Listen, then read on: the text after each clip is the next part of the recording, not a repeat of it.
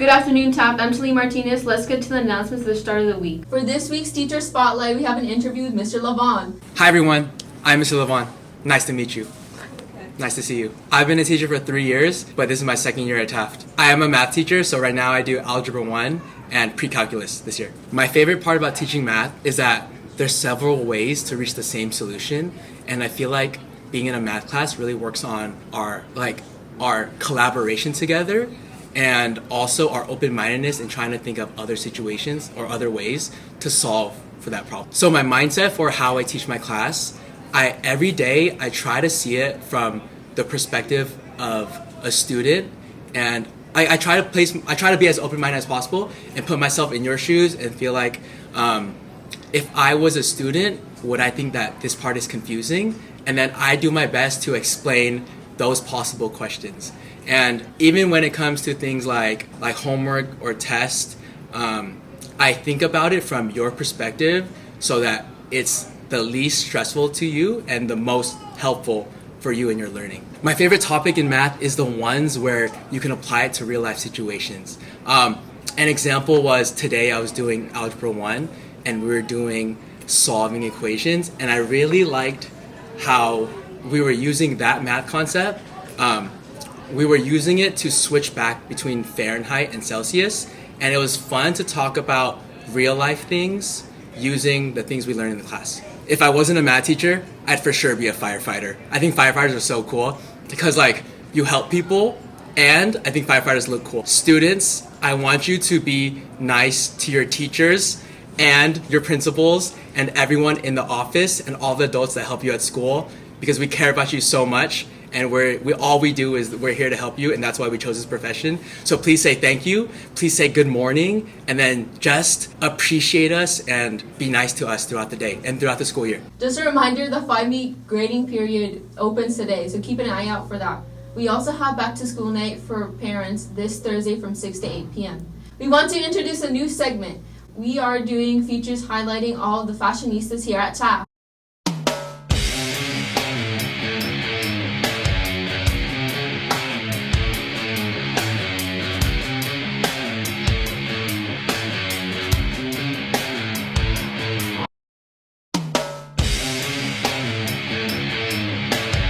We have early dismissal on Thursday and Friday at 2:30 p.m. The Taft Bookstore will also be open this Friday at lower lunch. Now a message from the counseling office. Hello, everyone. My name is Miss Yakovenko, and with me, Ms. Crane. and we are here to talk to you about attendance and graduation requirements, just so you know what you're getting into in high school. All right, so today you're going to learn about our attendance expectations at Taft, and you'll learn about the graduation requirements. So first we'll talk a bit about attendance. We take it very, very seriously here. The district goal is for students to have 7 or less absences in the entire school year, which comes out to about 1 absence per month. So obviously we understand things happen, so please talk to me if you think you're going to be out more than that. This is me. So I work with students who are absent, and I also work with families that need support. So if your family is struggling with housing, food, clothing, or needs some immigration support, please talk to me. You can email me, you can message me on Schoology, or you can come visit me in the attendance office. So in case you don't already know, it is California state law for you to be in school. If you are between the age of 6 and 18, you must be in school for the full day. Obviously, we stick to that. And we have this handy calendar that we use. And basically, we kind of celebrate attendance every 25 days. So these are the milestone days. So in order to be on track for your attendance, this is kind of missing, but I'm also going to post this on Schoology. So by September 19th, which is the 25th day, if you have 3 or more absences, you're considered chronic. If you have 2, you're considered to be in the basic band. And if you have 0 to 1, you're considered excellent. So this is 1, 2, 3, 4, 5, 6, 7. It got cut off. Okay, now I'm going to take you through your road to graduation. So I'm again Miss Crane, the A through G counselor here at Taft. I work with students who are off track, behind on their credits, students who might be interested in any alternative ed options as well. You can reach me. This is my phone number here, as well as my email address. You could also send me a message through Schoology, or you can stop by the attendance office. That's where my office is located. And I'm here most days. I'm here Mondays, Tuesdays, and Wednesdays for the full day. And then I get here in the afternoons on Thursdays. And then Friday, I'm not here. So let's break it down. So you need 210 credits in order to graduate. 5 credits per each class pass. So each time you pass a class, you will earn 5 credits, which equals 30 credits per semester. To get a high school diploma, you must pass all of your classes with a letter grade of a D or better. The way that I like to remember this is D for degree or D for diploma. And then to apply to a 4-year university, you must earn a letter grade of a C or better. So I remember that C for college. 9th, 10th, 11th, and 12th grade coursework, all grades matter. So every single class that you take will matter for your diploma and for getting into college. These are just the credits that you need to promote to each grade level. So in the 10th grade, you'll need to be at least at 50 credits. 11th, you'll need to be at 105.